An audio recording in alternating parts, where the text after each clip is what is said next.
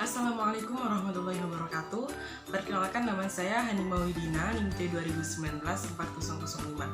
Jadi pada tugas kali ini saya akan membahas mengenai faktor-faktor penyebab korupsi secara internal, eksternal, dan perspektif teori. Baik, untuk mempersingkat waktu, di sini saya langsung saja akan membahas mengenai faktor penyebab korupsi. Sebelumnya, dalam Kamus Besar Bahasa Indonesia, faktor itu berarti hal atau keadaan peristiwa yang ikut menyebabkan mempengaruhi terjadinya sesuatu. Sedangkan penyebab berasal dari kata sebab yang diartikan sebagai yang menjadikan timbulnya sesuatu lantaran karena asal atau mula. Dengan demikian, faktor penyebab korupsi dapat diartikan sebagai sesuatu hal, baik itu keadaan atau peristiwa yang menyebabkan timbulnya tindak pidana korupsi. Nah, tindak pidana korupsi bukanlah peristiwa yang berdiri sendiri. Faktor-faktor penyebabnya bisa dari internal pelaku-pelaku korupsi, tetapi juga bisa berasal dari situasi lingkungan yang kondusif bagi seseorang untuk melakukan korupsi atau kecurangan. Nah, apa saja faktor internal korupsi? Faktor internal merupakan faktor yang berasal dari dalam diri seseorang. Pemahaman seseorang mengenai korupsi tentu berbeda-beda. Nah, salah satu penyebab masih bertahannya sikap primitif terhadap korupsi karena belum juga mengenai batasan bagi istilah korupsi, sehingga terjadi ambiguitas dalam melihat korupsi. Sementara itu, Mary Kahn menyatakan sebab-sebab terjadinya korupsi yang pertama ialah peninggalan pemerintahan kolonial. Kemudian yang kedua, kemiskinan dan ketidaksamaan. Yang ketiga, gaji yang rendah. Yang keempat, persepsi yang populer. Yang kelima, pengaturan yang bertele-tele. Yang keenam, pengetahuan yang tidak cukup dari bidangnya.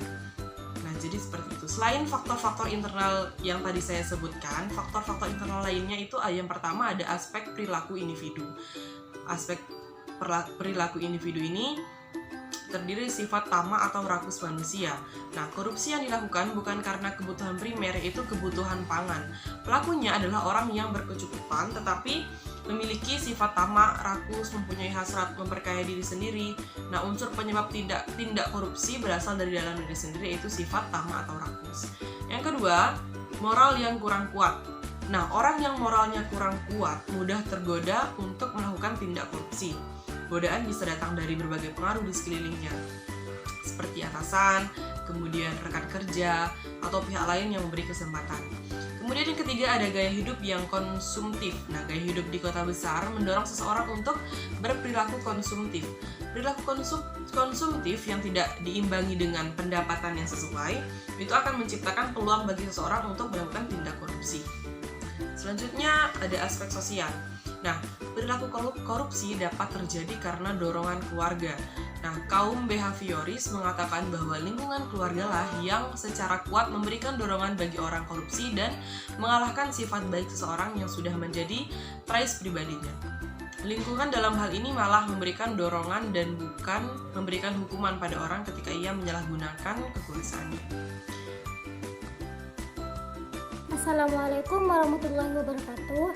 Di sini nama saya Nur Diana Kamaria, NIMT 2019-4017, prodi PGMI D1, Fakultas Tarbiyah dan Ilmu Keguruan. Di sini saya akan menerangkan tentang faktor eksternal penyebab korupsi, kelompok 11 mata kuliah pendidikan kewarganegaraan. Nah, di sini faktor eksternal penyebab korupsi ialah faktor yang berasal dari luar diri seseorang. Yang pertama yaitu aspek sikap masyarakat terhadap korupsi, yang kedua tentang aspek ekonomi, yang ketiga tentang aspek politis, yang keempat tentang aspek organisasi. Nah, yang pertama yaitu aspek sikap masyarakat terhadap korupsi ialah seperti contohnya.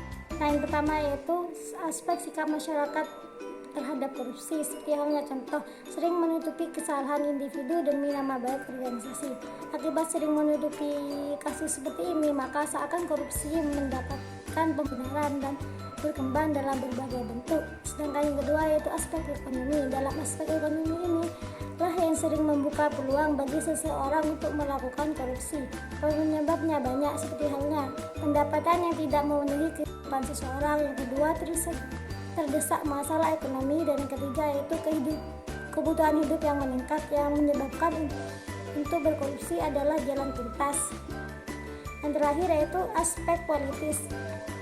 Nah, yang ketiga yaitu aspek politis. Politik uang atau money politik pada pemilihan umum adalah salah satu contoh tindak korupsi. Seperti contoh halnya seseorang atau golongan membeli ataupun menyuap para pemilih anggota partai agar memenangkan pemilu. Dan sedangkan yang terakhir yaitu aspek organisasi, yang di dalamnya pasti terdapat yang pertama, kurang adanya sikap keteladanan pemimpin dalam berorganisasi. Kedua, tidak adanya kultur atau budaya yang benar dalam berorganisasi. Yang ketiga yaitu kurang memadainya sistem akuntabilitas. Dan yang terakhir yaitu kelemahan sistem pengendalian manajemen. Sekian dari saya, kurang lebihnya mohon maaf. Assalamualaikum warahmatullahi wabarakatuh. Assalamualaikum warahmatullahi wabarakatuh. Perkenalkan, nama saya Muhammad Fahmi Saifuddin dari kelompok 11 Senin T 2017-45. Ingin melanjutkan materi yang terakhir, yaitu tentang perspektif teori penyebab korupsi. Korupsi berarti penyalahgunaan kekuasaan oleh seorang pegawai atau pejabat pemerintah untuk mendapatkan tambahan pendapat dari publik. Alatas kemudian mengembangkan beberapa tipologi tentang korupsi, yaitu yang pertama korupsi transaktif, yaitu korupsi yang terjadi atas kesepakatan di antara seorang donor dan resipien untuk keuntungan kedua belah pihak. Yang kedua, ekstorsif, yang melibatkan penekanan dan pemaksaan untuk menghindari bahaya bagi mereka yang terlibat atau orang-orang yang dekat dengan pelaku korupsi tersebut. Yang ketiga, korupsi investif, yaitu korupsi yang bermula dari tawaran atau iming-iming sebagai investasi untuk keuntungan di masa depan. Selanjutnya, korupsi nepotistik, yaitu korupsi yang terjadi karena perlakuan khusus baik dalam pengangkatan pada kantor publik maupun pemberian proyek-proyek bagi keluarga dekat. Selanjutnya,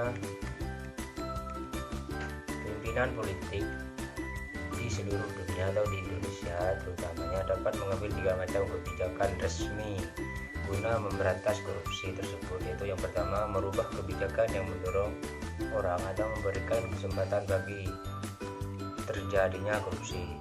Yang kedua, menata kembali struktur penggajian dan insentif materi lainnya yang berlaku pada lembaga-lembaga administrasi dan institusi politik lainnya.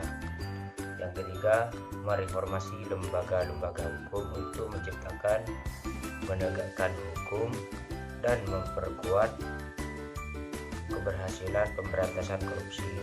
Akan tergantung pada kemampuan melaksanakan ketiga perubahan ini secara simultan, komprehensif, dan berkesinambungan. Sekian dari saya dari pemateri terakhir. Kalau ada salah kata, ada kata-kata lainnya, mohon maaf. Saya akhiri, wassalamualaikum warahmatullahi wabarakatuh.